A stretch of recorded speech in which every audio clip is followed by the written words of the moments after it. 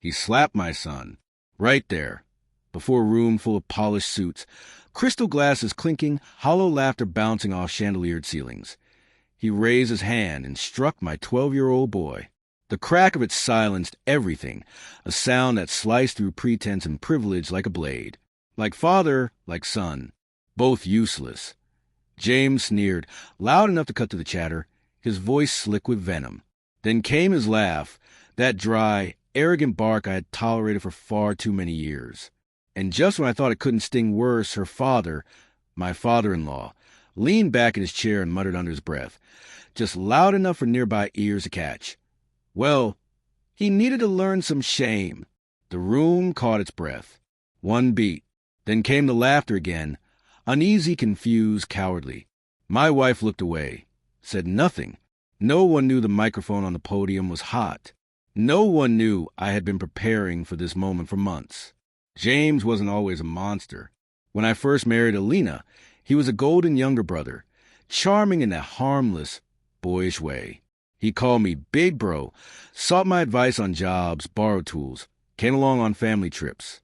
I taught him how to tie a real tie, how to meet a gaze without flinching in an interview, how to build a resume that didn't read like a school project. Without me, he was just noise. And maybe that's exactly why he began to resent me. It started slow. A passing jab. Wow, Alina really settled, huh? A smirk when my business had a rough quarter. The way he talked down to my son, corrected him like I was in the room, like he was doing the fathering I failed at. Alina always shrugged it off. He's just jealous. Don't let him get to you. So I swallowed it, for her, for peace. But the slap was the end of patience. That was the moment everything shifted, from silent endurance to cold, calculated resolve. 3 months before that slap, something inside me stirred. Call it instinct, or maybe exhaustion wearing away my tolerance. But I started preparing. I wired the lake house, their sacred poker den where James and Daddy Dearest liked to drink and brag. Hidden microphones. Cameras in the guest rooms where James sometimes entertained his clients. Private folders that slowly filled with dirty digital footprints. Bank records. Fake invoices, shady transfers. James wasn't just arrogant. He was reckless. I found shell companies first, then offshore accounts, then a fired secretary turned whistleblower who'd been let go after refusing to go along with the corruption. She gave me everything: emails, photos, transaction lists, names, faces, signatures. It turned out James had been laundering millions to my father-in-law's real estate firm, and the old man wasn't just aware. He was guiding him. My hands were steady when I hit save, but I didn't make my move. Not yet. I waited for the right stage. The charity gala was perfect. A lavish evening funded by their firm. Press in attendance. Donors with deep pockets. Politicians laughing too hard. Cameras live-streaming the entire affair. And there they were, Alina's family in full regalia, basking in their illusion of power. I let James drink, let him dominate the room with his typical chest-thumping arrogance. He barked out jokes, flaunted deals, threw insults like rice at a wedding. And then my son, my beautiful, bright boy, bumped into him while reaching for a glass of water, barely grazed him. James turned and without hesitation struck him, then laughed. Useless. The microphone had captured every second, fed live into the speaker system, fed directly into the press feed. The entire room heard it. I walked up and took the mic from the host, my voice calm, measured. I wasn't planning to speak tonight, I said, voice slicing through the murmurs, but it seemed some truths demand an audience. A few laughed, awkward, uncertain. I turned to the sound engineer and nodded, and the recording began. James's voice, clear and unmistakable, bragging about embezzlement. My father-in-law's voice instructing him how to move money through dummy accounts. Laughter, names, slurs, talks of escorts, contracts, real estate deals turned into fraud schemes.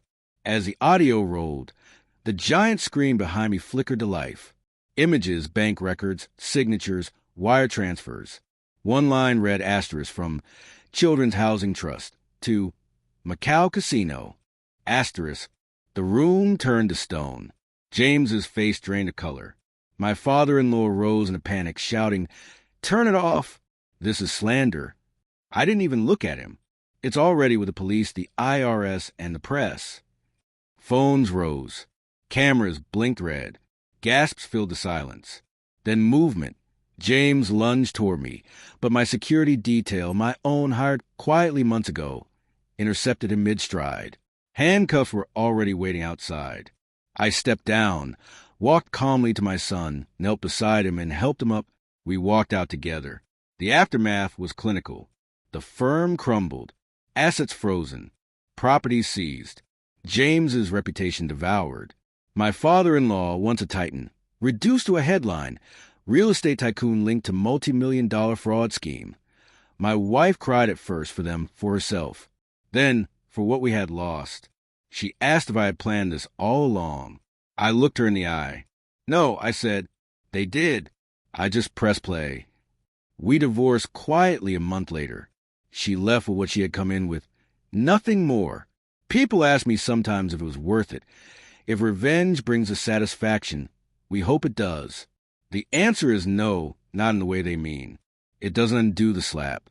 Doesn't give my son back the innocence stripped from him in front of that crowd.